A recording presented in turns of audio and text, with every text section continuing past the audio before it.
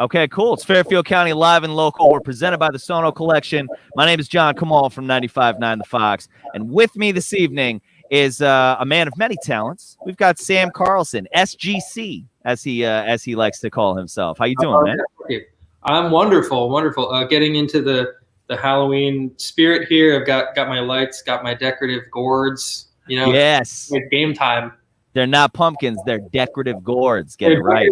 Yeah, they're decorative gourds, which is an important distinction because they are not edible. If you eat the decorative gourds, you're going to be the guy that goes to the hospital and has to tell everyone it's because they ate the decorative one, See, that's where I messed up. I got the real pumpkins, and I did the carving, and I did it with my kid, and it was great, and it was happy, and we were all Humpty Dumpty having a great fall. You know what I mean? And then the squirrels ate them, and now I have rotting, disgusting pumpkins on my front porch when I could have just gotten decorative gourds.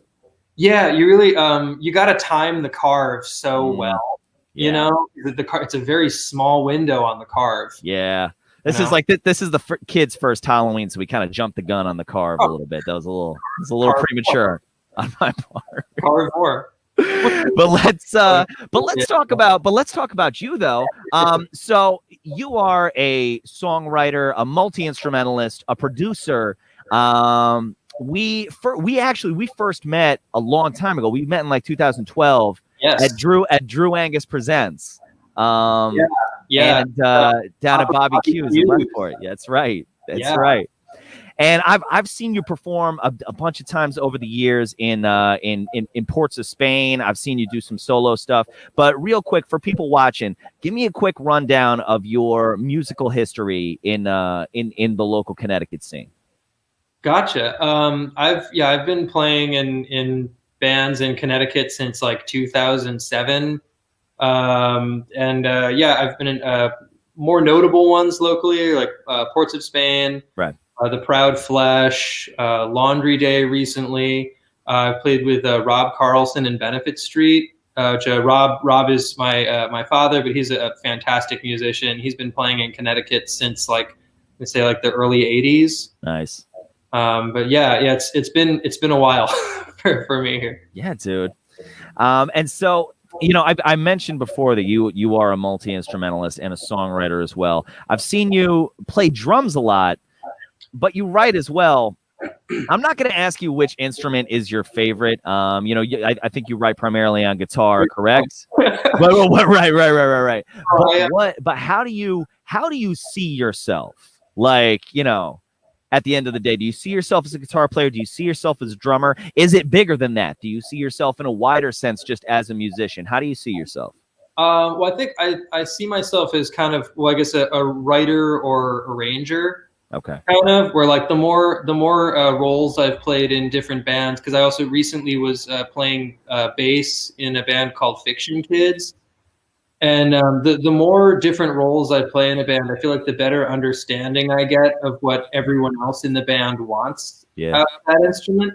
So at this point, I'm very, very egoless in terms of what I'm playing. I just kind of show up and try to play something that's appropriate and not show off. But I'm happy anywhere you put me, basically. Right. So, I mean, let's get into this. Let's get into this new EP that's coming out. So, for people who don't know, your band, your current project, I should say, SG Carlson and the Tynes, which we're going to hear a couple songs from at 9:00 on 95.9 The Fox, has your debut EP. It's coming out on Halloween, this coming Saturday. Yeah. Tell me a little bit about that project, just about the the genesis of it, and we'll dig into the meat of it a little bit later, but just a quick rundown of it. Of course. Well, so I had I put out another album on April Fool's Day called Sing the Hits, which is an imperative directed at me, and I just I think it's fun to put out things on like a day that's a holiday or like a day people recognize. Right. So I put out this album on April Fool's Day, and at that point, that was the start of the pandemic, pretty much. So I had some shows booked. Right, April Fool's Day 2020 would have been sorry. Yep, nope, I'm there now. Continue. Yeah. Yep. It's like March 90th or whatever now, but So all of the shows got canceled, but I had a band that had practiced all the songs and stuff. So we were like, well, like we can't play any shows, but we're having fun playing together. Like, why don't we just make another record right now? So we came up with 4 songs, and then there's a 5th song that is a bonus track that's only on the physical version of it. So you got to buy a CD to hear that one. But yeah, we just kind of, you know, in order to keep the ball in the air, just decided that we were going to make another record immediately. And this is it. Okay. And so this was, I mean, you know, this was, like you said, a collaborative effort, you know, you with a group of guys. But, you know, before this, I read that you had released 2 solo albums leading up to it, right? Mm-hmm. Yeah, I have 2 solo albums, which was like, the first one was definitely kind of leftover material from various projects. Okay. But if this song like didn't wind up with Ports of Spain or didn't wind up with Laundry Day, then I just sort of did it myself for fun. The second one was much more intentional, and that one's very sandboxy, where it's like I kind of made it over the course of about a year and a half, and went nuts recording and re-recording everything over and over again until I got it to a place where I liked it. Right. All right. So, you know, recording solo stuff, particularly, I guess, that second album, because that was all you, as opposed to leftover sounds harsh, but you know what I mean? Like tracks from other, right. Tracks from other bands. Parents aren't supposed to have favorite kids, but you know, so that's a great analogy. So that's a very singular kind of thing. I mean, you know what I mean? You do production work, so I'm assuming, you know, even when it comes down to the engineering side of it, you're doing a lot of this yourself. Talk about, you know, this new EP is a collaborative effort between you and a group of guys. What are the differences between doing a solo album and being so insular in the creation of it, as opposed to working collaboratively again? Pros and cons. Making something with friends is a lot more fun. Okay. And also, so like if you make something, you know, so if you play guitar on an album, which of course you're a fantastic guitarist, so I don't think you would have this problem, but you play guitar on an album, and then you're hearing it and you're like, oh, I could have done this better. Yeah.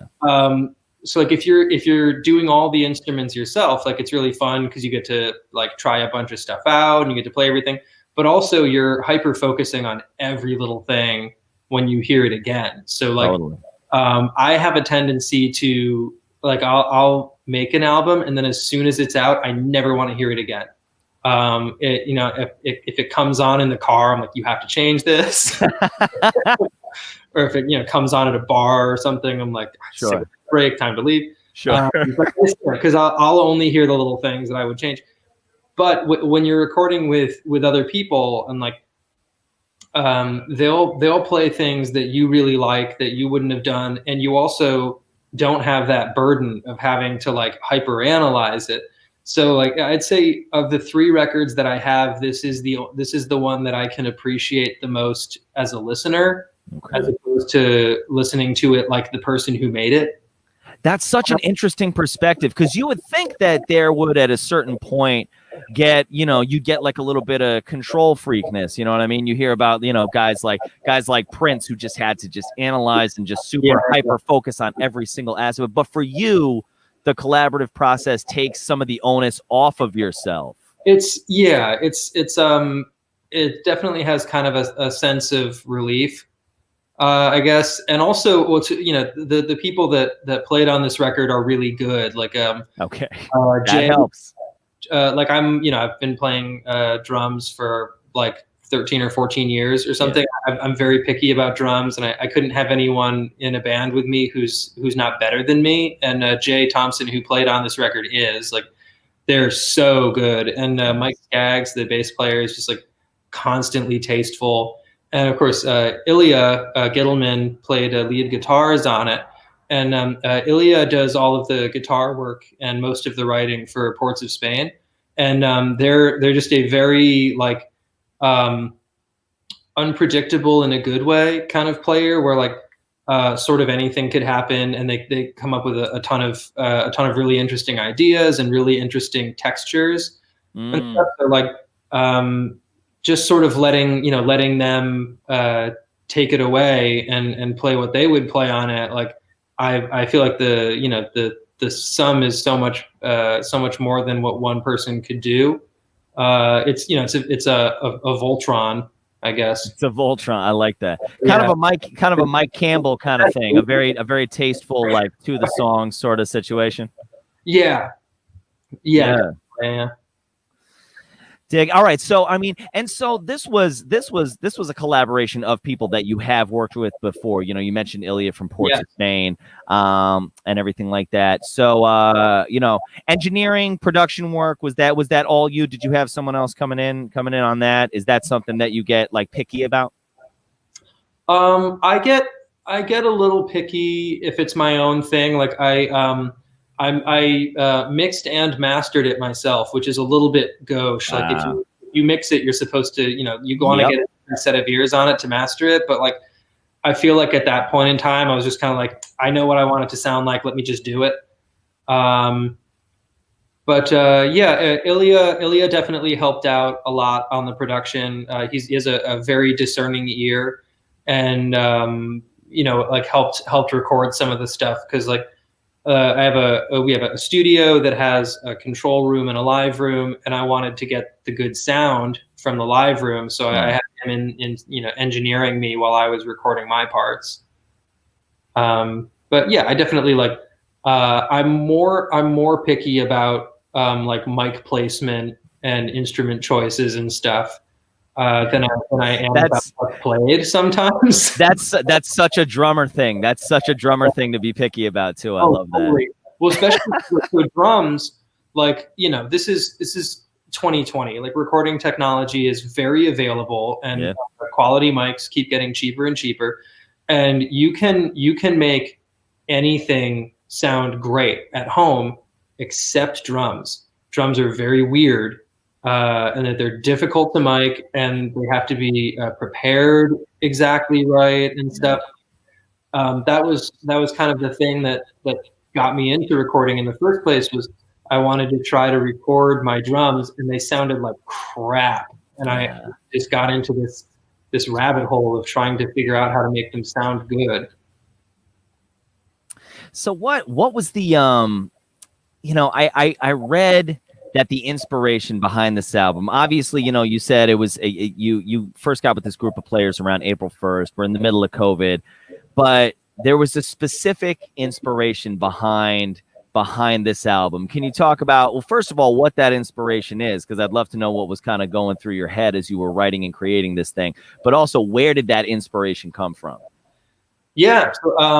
So these songs all came fairly quickly, and what happened? So my uncle Chris had a Dan Armstrong Ampeg guitar, which is like the coolest looking guitar on the planet. It's so mean. It's like it's acrylic, and the pickups, which like this is guitar talk, shop talk for you and I. That's fine. Yeah.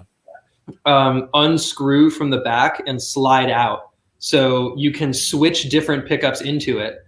I really didn't even know you could do that. Yeah, it's the only, I've never seen anything else like it. But I'd always wanted to try one because they're so cool looking, and it's such a weird design. Yeah. And my uncle was like, "Oh, I have one if you want to hold on to it for a while."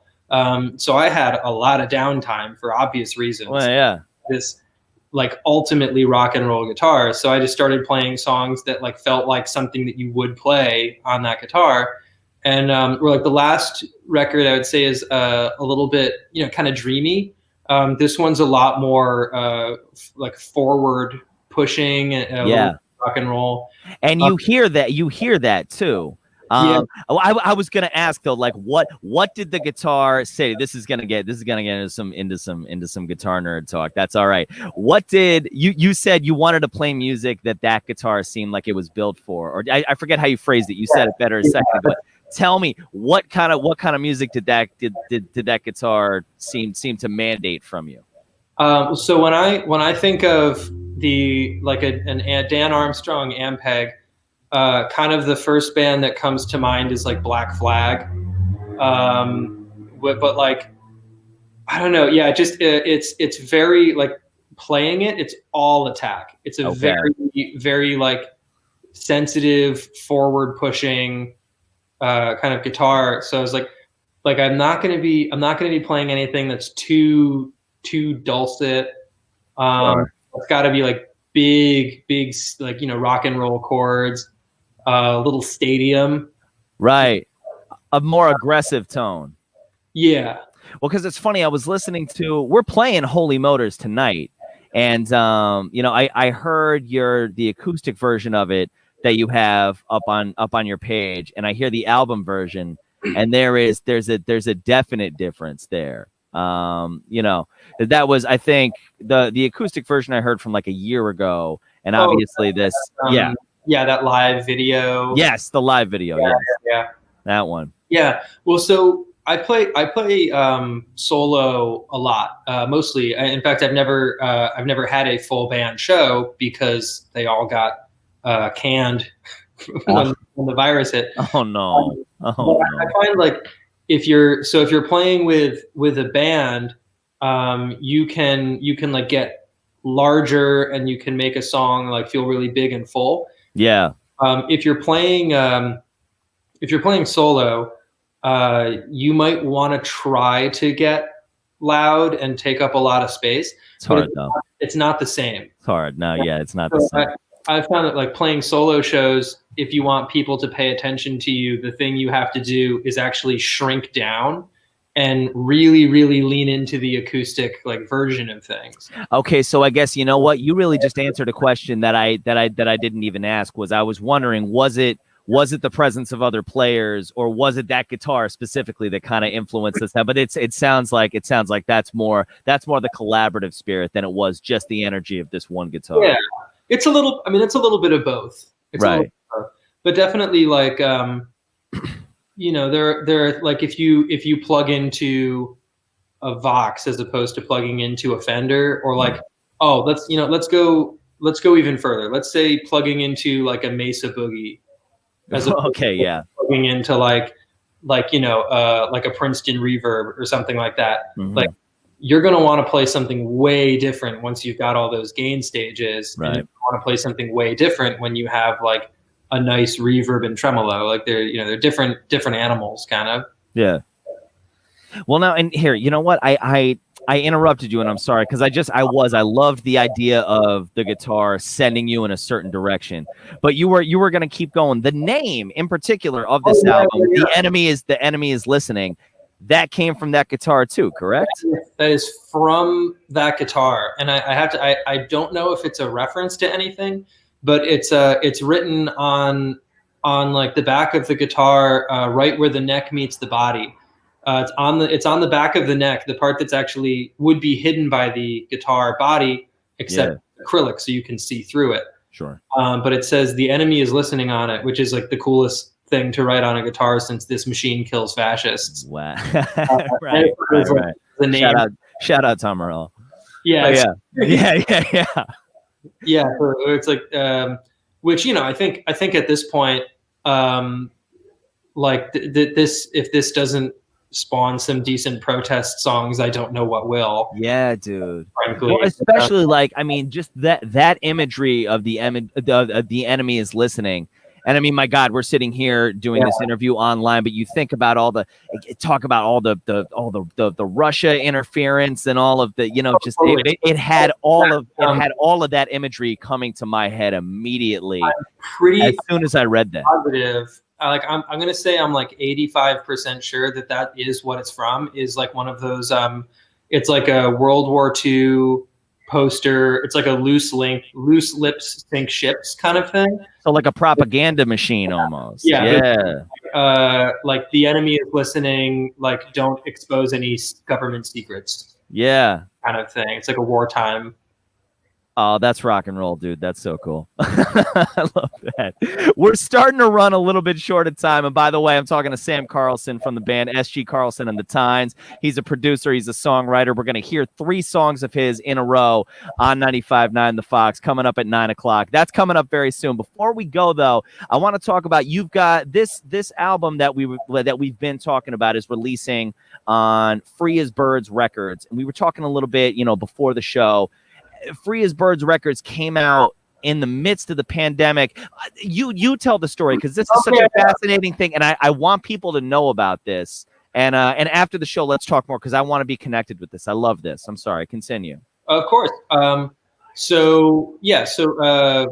Free as Birds Records is a record label that was started by one of my dearest friends, Alex Burnett of the Proud Flesh and Laundry. And they got an arts grant at the beginning of the pandemic in order to catalog music that was created by people in quarantine. That's such a great hook. Sorry, keep going. Of course, yeah, and this I think the link is down below, but go check it out right now. There's 3 albums, 10 or 11 songs each. That feature international artists, national artists, a lot of Connecticut people. I'm on there. Catherine Von Anken is on there. John Stone, Dan Green of the Mountain Movers. There's so many great names on it, and it's wonderful. But it's all music that was produced by people who were like stuck at home, basically, and like. It's all over the place, and it's just everyone's kind of reaction to what's going on. And each of the 3 installments benefited a different charity. Yeah. Oh, really? Oh, that's great. Yeah, a lot of it went back into I think it was from the New Haven Arts Council. Yeah. Gave the grant. So a lot of it went back into the Arts Council so they could give more grants. That